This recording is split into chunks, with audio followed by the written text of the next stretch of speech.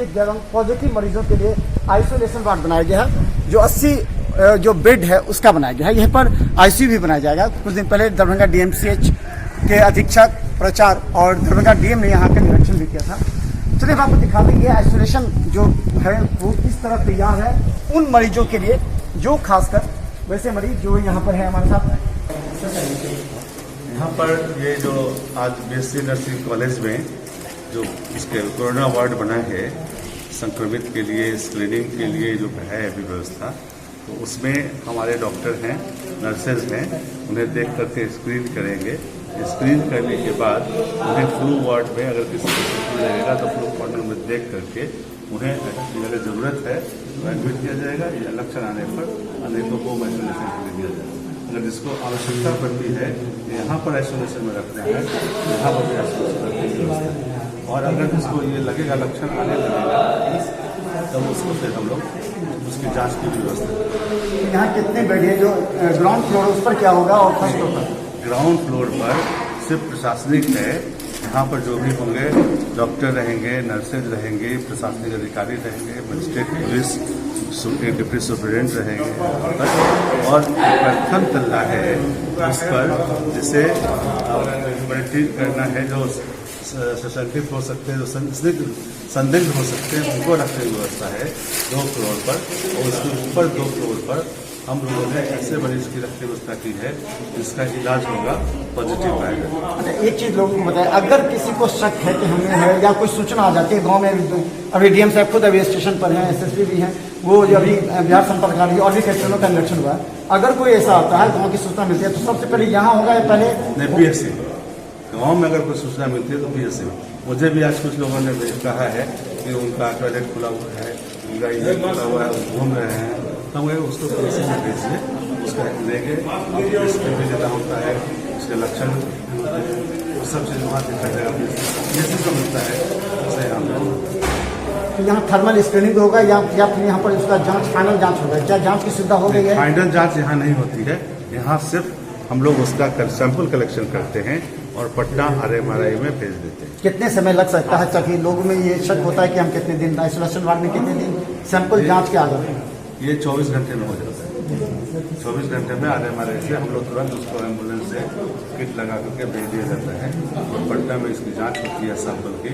वहाँ से हमें रिपोर्ट आ जाता है ऑनलाइन, जिससे हम कर सकते हैं कि पॉजिटिव या नेगेटिव। अगर नेगेटिव है तो उससे हम लोग फिर जांच करके भेजेंगे। और जनता कर्फ्यू का क्या असर डीएमसीएच में ये आपको देखने को मिला?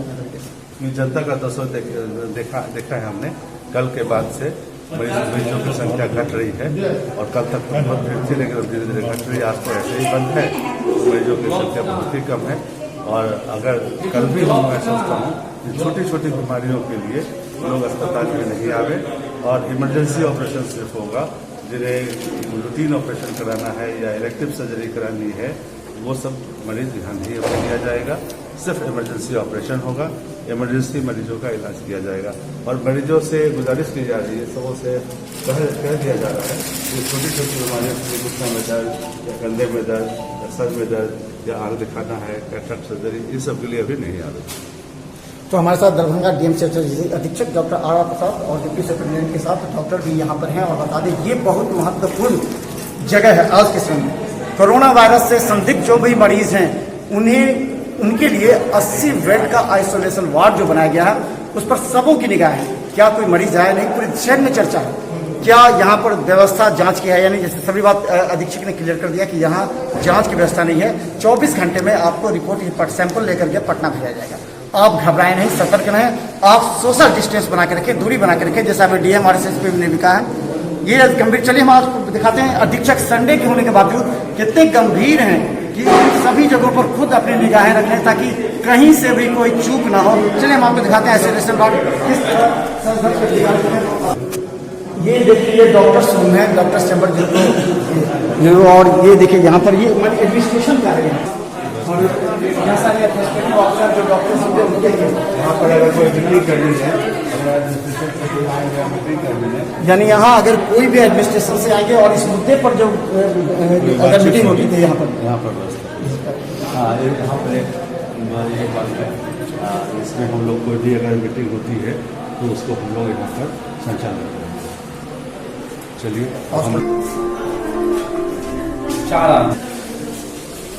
ये रूम है जो पूरी तरह सैनिटाइज है। ये और सैनिटाइजर 2 बेड है आइसोलेशन रूम में, पूरी तरह व्यवस्था यहाँ पर। सर यहाँ पर क्या क्या व्यवस्था है आइसोलेशन? यहाँ पर आइसोलेशन में व्यवस्था यही है कि साफ सुथरा हवादार कमरा है, बिजली की समुचित व्यवस्था है, एक जलती है, उनका कार्बन यहाँ लगा हुआ है।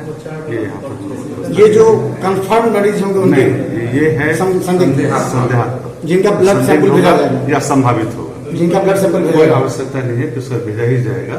जो संभावित लगेंगे, अगर उनका लक्षण इस तरह का नहीं आएगा तो उसको, जो हमारे प्रोटोकॉल में 4 क्राइटेरिया है उसमें अगर फुलफिल होगा तो उसे हम लोग संदिग्ध मानेंगे और उसे हम लोग उसकी जांच की व्यवस्था। इन बेड को कितनी दूरी पर रखा गया है? हम लोग का वो है कि 3 मीटर की दूरी पर रखना, तो 3 मीटर की दूरी पर। तो ये देखिए, ये बेड 3 मीटर की दूरी पर रखा गया है। यहाँ पर डस्टबिन भी है। यानी देखिए कितना जिला प्रशासन और डीएमसीएच प्रशासन किस तरह सतर्क है, किस तरह गंभीर है। देख सकते हैं मरीज के साथ टेबल भी है। अगर आप आइसोलेशन रूम में हैं, अगर आप अपना मोबाइल देखना चाहते हैं, कुछ करना चाहते हैं, समय अगर आपको जो 24 घंटा 48 घंटा आपको यहाँ अगर बिताना पड़ सकता है तो उसके लिए सारी व्यवस्था यहाँ पर है। और डीएमसीएच अधीक्षक डॉक्टर आर साहब खुद एक एक चीज की बारीकी से नजर रखकर, क्योंकि सोमवार से हो सकता है कि कहीं से भी कोई संभावित मरीज यहाँ आ जाए। आगे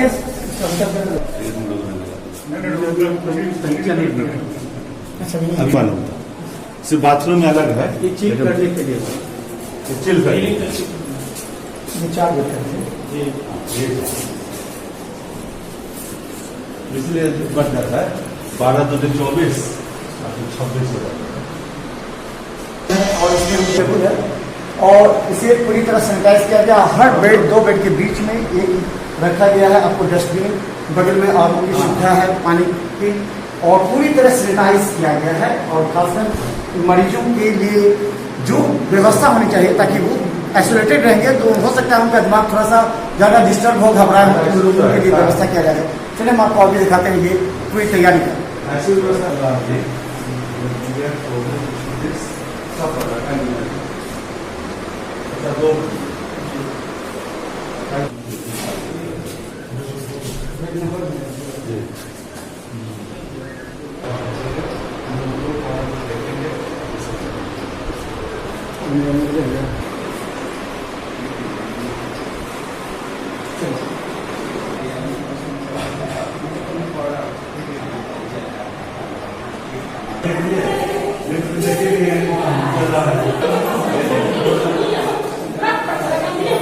अब हम अंत में बता दें आपको, हमने पूरा ये जो बीएससी नर्सिंग का है पूरी तरह तैयार है। ये आइसोलेशन जो वार्ड है पूरी तरह हर मरीज की सुविधा के लिए डीएमसीएच अधीक्षक हमारे साथ हैं। और अंत में ये कितने बेड का रिजर्वेशन टोटल आपने किया है? ये पूरी तरह होटल, आधुनिक होटल लगा है। अभी हमने 28 बेड, प्रत्येक फ्लोर पर मेरी व्यवस्था है 4 फ्लोर में।